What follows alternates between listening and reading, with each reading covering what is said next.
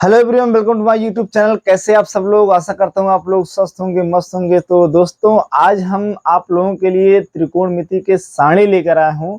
जी हाँ, आज हम त्रिकोणमिति सारणी के बारे में चर्चा करेंगे इस सेशन में।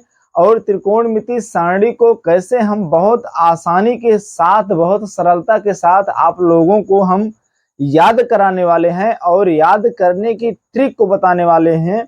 तो इसलिए ये सेशन बहुत जबरदस्त होने वाला है।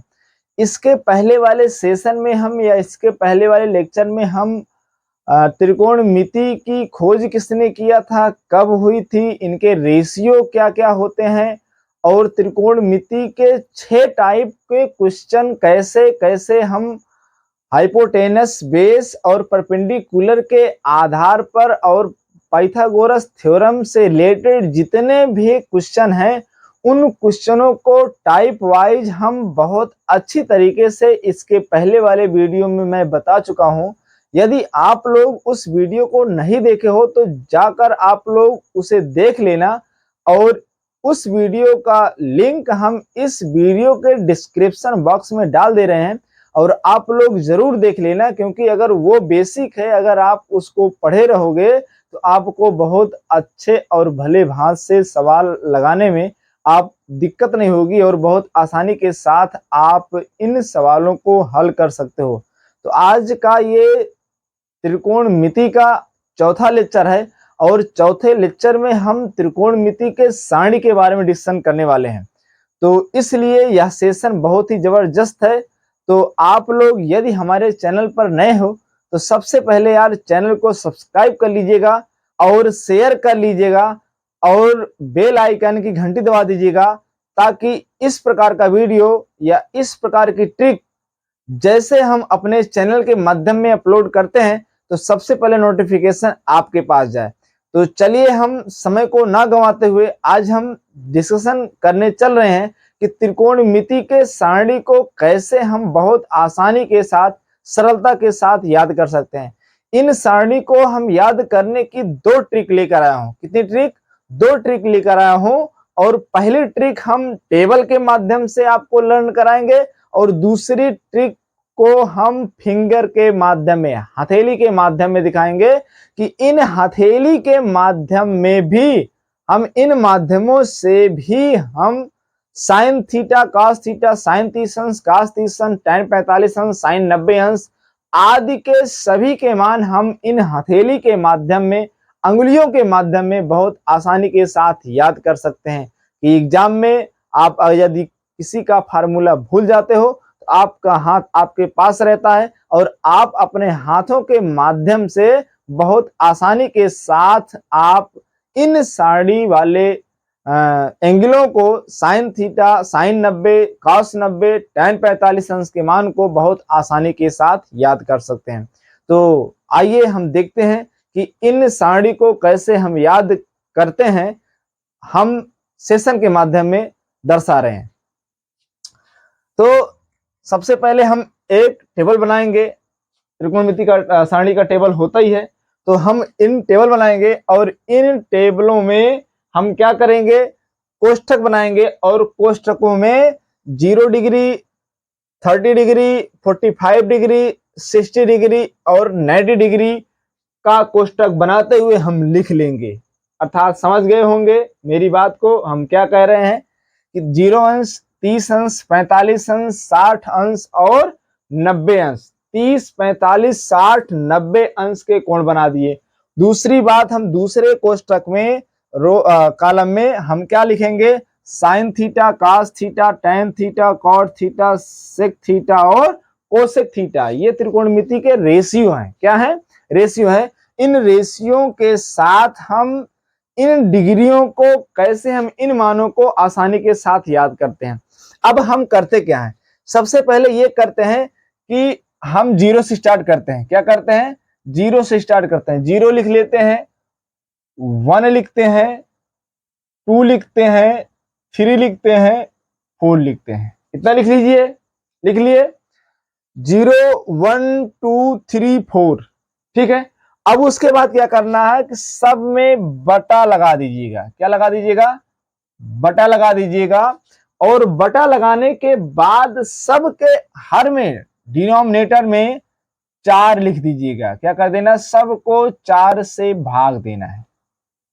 क्या करना है, 4 से भाग देना है। भाग देने के बाद क्या करेंगे, हम भाग देने के बाद हम सब पर रूट लगा देंगे। क्या लगा देंगे, रूट लगा देंगे।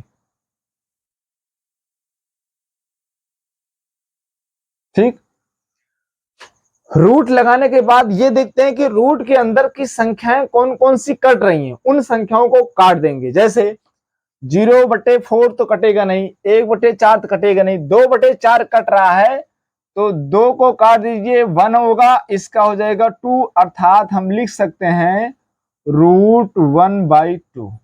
बातें क्लियर। 3/4 को भी नहीं, मैं नहीं काट सकता हूं, 4/4 को काट सकता हूं, इसे लिख सकता हूं √1। बातें क्लियर।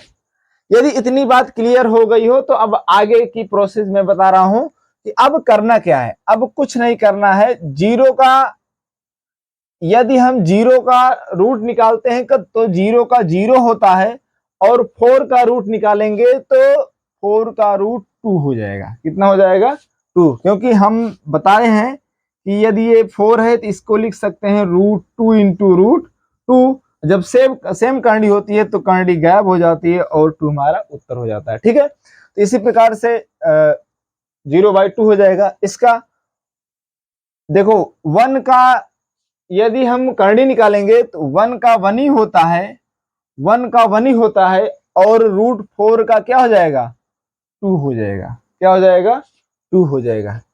इसी प्रकार 1 का 1 हो जाएगा और √2 को √2 ही लिख देंगे। बातें क्लियर। √3/4 तो √3 का 3 हो जाएगा और 4 का 2 हो जाएगा, 4 का 2 हो जाएगा, और इसका कितना हो जाएगा, √1 का 1 होगा। ठीक, √1 का 1। अब 0/2 क्या हो जाएगा, इसका मान क्या हो जाएगा, 0 हो जाएगा। अब आशा करता हूं कि ये बात समझ में आ गई होगी। समझ में कैसे आई, अब हम करेंगे साइन 0 अंश का मान, साइन 0 अंश का मान कितना हो जाएगा, 0 हो जाएगा। साइन 30 अंश का मान हो जाएगा 1/2, कितना हो जाएगा, 1/2 हो जाएगा। ये जो थीटा लगा है, थीटा के स्थान पर 0 अंश, 30 अंश, 45 अंश और 60 अंश और 90 अंश लिखा रहेगा। ओके, समझ में आ रहा है।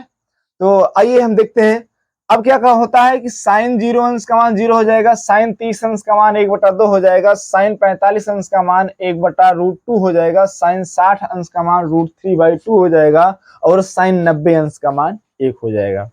अब हमारी साइन की वैल्यू को बहुत आसानी के साथ हम लिख सकते हैं। लिख लिए।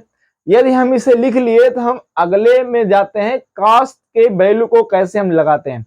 अब कॉस की वैल्यू को पता करने के लिए, कॉस की वैल्यू को पता करने के लिए हम करते क्या है कि जो साइन की वैल्यू है, उन साइन की वैल्यू को हम उल्टा शुरू कर देते हैं और 90 अंश के मान से शुरू करते हैं और 0 अंश तक लाते हैं। ये हमारी कॉस की वैल्यू हो जाती है। कैसे, अब जैसे साइन 90 का मान 1 है तो कॉस 0 का मान 1 हो जाएगा। कितना हो जाएगा, 1। सेम का उल्टा करते चले जाइए। इसमें लिख दीजिएगा √3/2, इसमें लिख दीजिएगा 1/√2, इसमें लिख दीजिएगा 1/2 और इसमें लिख दीजिएगा 0। बातें क्लियर हुई। अर्थात cos 0 का मान 1 होगा, cos 30 अंश का मान √3/2 होगा, cos 45 अंश का डिग्री का मान हो जाएगा 1/√2 हो जाएगा, और cos 60 डिग्री का मान हो जाएगा 1/2 हो जाएगा, और cos 90 डिग्री का मान 0 होता है। यहां तक क्लियर हो गया।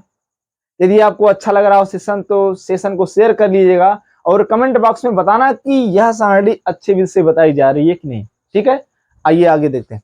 अब आती है tan की वैल्यू। किसकी वैल्यू आती है, tan की वैल्यू। हम जानते हैं tan थीटा होता है बेटा, tan थीटा बराबर होता है sin थीटा बटे cos थीटा। इसको तो मालूम होगा, sin थीटा बटे cos थीटा। अर्थात इसका मतलब होता है कि साइन की वैल्यू को लिख दीजिएगा बटे कास की वैल्यू को लिख दीजिएगा, अर्थात 0/1 अर्थात 0 होगा। क्या हो जाएगा? 0, अर्थात tan थीटा का मान 0 हो जाएगा। कितना हो जाएगा? 0 हो जाएगा। बातें क्लियर? अब ऐसे बारी बारी से करते चले जाइएगा। tan अब की बार कितना लिखेंगे? अब की बार 30 अंश साइन 30 अंश बटे कास 30 अंश, अर्थात 1/2 बटे √3/2। 2 से 2 काट दीजिएगा, ये हो जाएगा 1/√3। कितना हो जाएगा? 1/√3। आप इस तरीके से भी लिख सकते हैं और आप ऐसे भी लिख दीजिएगा कि साइन की अंश की वैल्यू को लिख दीजिएगा और कास के अंश की वैल्यू को लिख दीजिएगा। tan की वैल्यू का पता चल जाएगा। किसकी वैल्यू का? tan की वैल्यू का पता चल जाएगा। जैसे tan थीटा बराबर मैंने कहा साइन के अंश की वैल्यू कितना है? नॉमिनेटर 1 है, 1 लिख दीजिएगा। कास का हो जाएगा √3 लीजिएगा। डिनोमिनेटर अर्थात हर को छोड़ दीजिएगा। अभी इसका अंश कितना है? 1 है। इसका अंश कितना है? 1 है, अर्थात 1 = 1 होगा। इसका अंश कितना है? √3 है। इसका अंश कितना है? 1 है, अर्थात हो जाएगा √3। किसी संख्या के नीचे यदि 1 हो, डिनोमिनेटर 1 है, तो हम 1 को निगलेक्ट मान लेते हैं, तो 3 हो जाएगा। अब इसका हो जाएगा 1/0। 1/0। यहां पर एक जानकारी के लिए आपको बता दे रहा हूं कि यदि नोमिनेटर एंड डिनोमिनेटर मतलब अंश और हर, तो जिन संख्याओं के बटे के नीचे यदि 0 आता है, क्या? जिन संख्याओं के नीचे यदि 0 आता है, मतलब जिन संख्याओं का डिनोमिनेटर या जिन फ्रैक्शन का डिनोमिनेटर 0 आता है, तो उसकी वैल्यू सदैव इनफाइनाइट मानी जाती है। क्या मानी जाती है? इनफाइनाइट माना जाता है। अर्थात जिस भिन्न का हर 0 हो, जिस भिन्न का हर 0 हो, तो उसका मान सदैव इनफाइनाइट होता है, अर्थात अनंत हो जाता है। अर्थात 1/0 है, तो अगर 1 में 0 आ जाता है, मतलब भिन्न में यदि बटे में 0 आ जाता है, तो इन 0 के मान क्या हो जाएगा? इनफाइनाइट हो जाएगा। क्या हो जाएगा? इनफाइनाइट होगा। क्या होगा? इनफाइनाइट होगा। बातें क्लियर? समझ में आ रहा है? अब उसके बाद क्या करना है? फिर कॉट का उल्टा कर दीजिएगा। क्या करते जाइएगा? कॉट का उल्टा कर दीजिएगा। किसका आ जाएगा?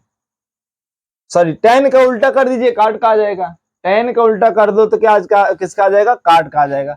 फिर वही प्रक्रिया, इसका हो जाएगा इनफाइनाइट, इसका क्या हो जाएगा? इनफाइनाइट। इसका हो जाएगा √3, इसका हो जाएगा 1, इसका हो जाएगा 1/√3, इसका हो जाएगा 0। बातें क्लियर हुई? क्या करना है आपको? अच्छा, इसका मतलब यह हुआ कि tan थीटा, अच्छा tan थीटा बराबर होता है,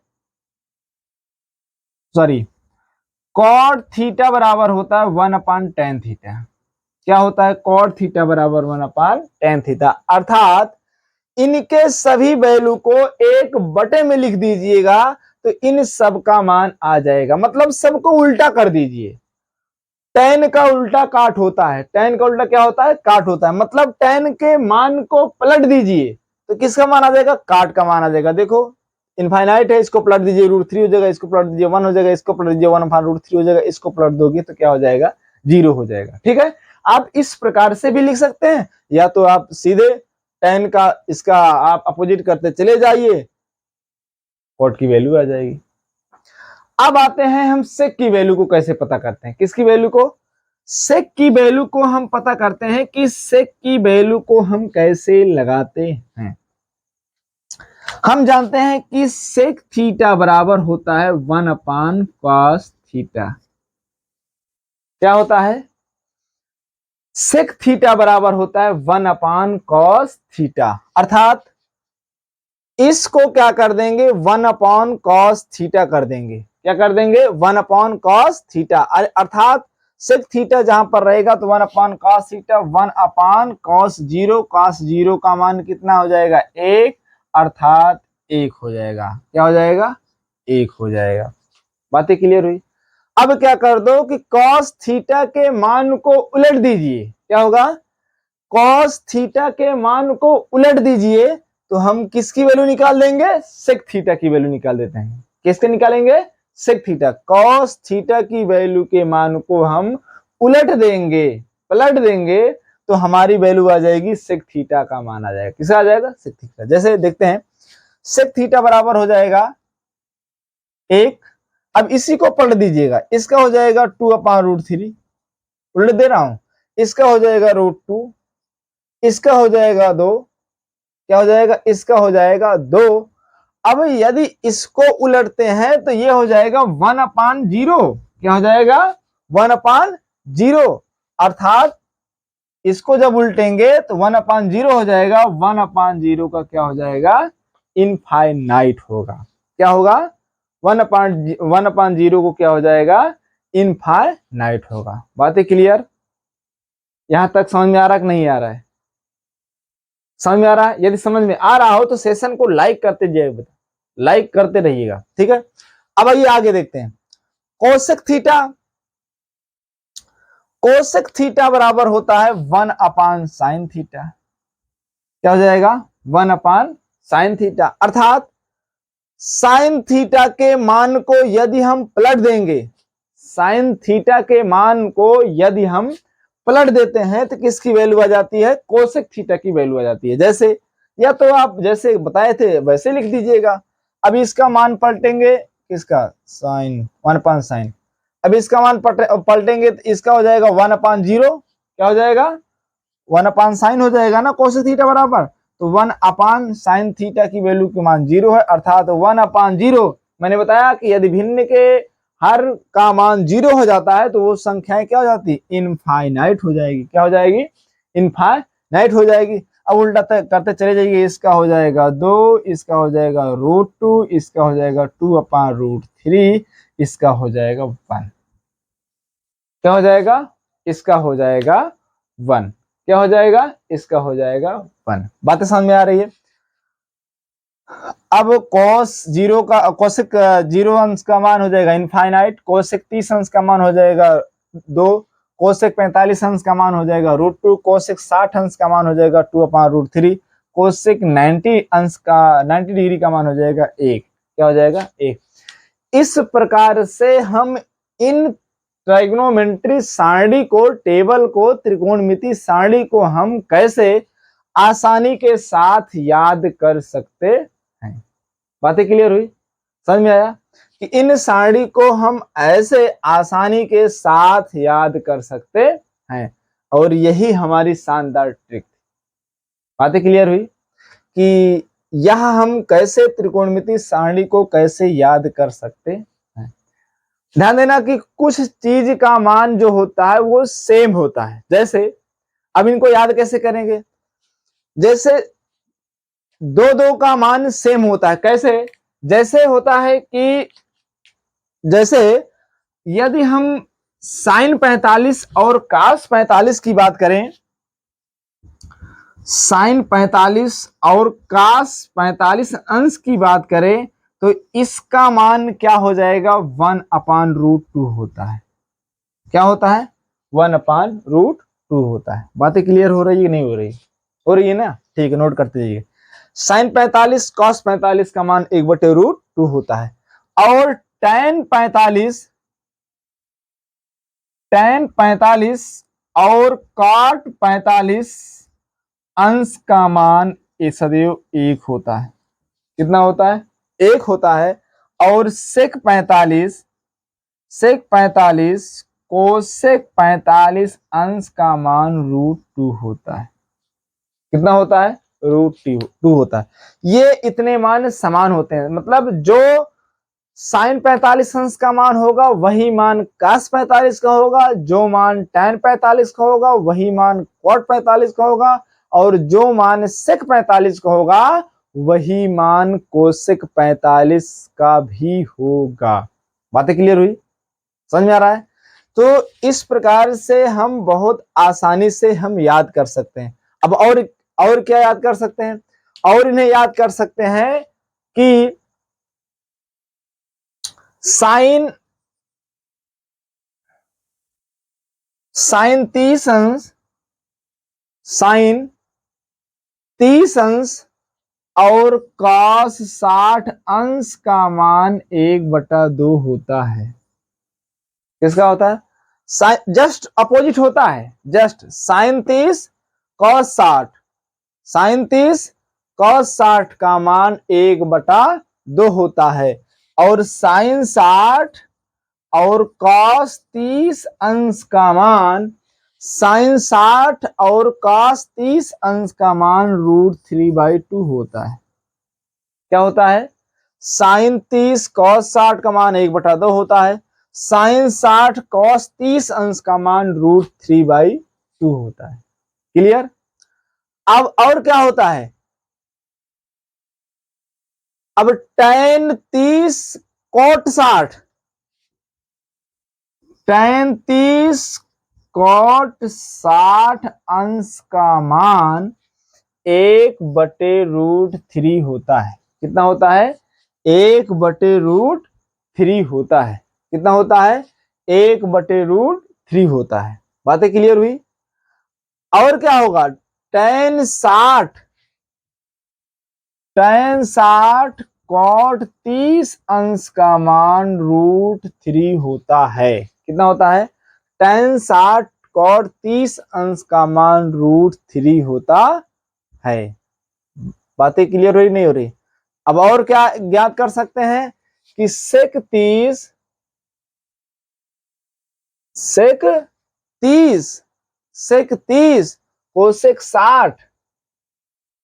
cosec 60 अंश का मान 2/√3 होता है। क्या होता है?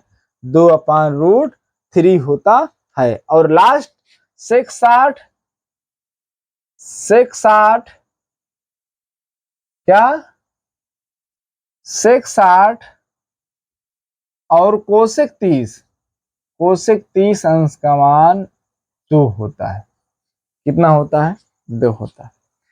इस प्रकार भी हम त्रिकोणमिति सारणी या त्रिकोणमिति टेबल को हम याद कर सकते हैं। कैसे याद कर सकते हैं? साइन 45 cos 45 1/√2, sec 45 cosec 45 का √2 होता है, tan 45 cot 45 का 1 होता है, साइन और उसके बाद tan 30 cot 30 का मान 1/√3 होता है, साइन 60 cos 30 का मान √3/2 होता है, साइन 30 cos 60 का मान 1/2 होता है, tan 60 cot 30 अंश का मान √3 होता है, और sec 60 और cosec 30 अंश का मान 2 होता है, और sec 30 और cosec 30 का मान 2/√3 होता है। इस प्रकार से हम त्रिकोणमिति के सारणी को या त्रिकोणमिति के रेशियो के एंगल को हम बहुत आसानी के साथ याद कर सकते हैं।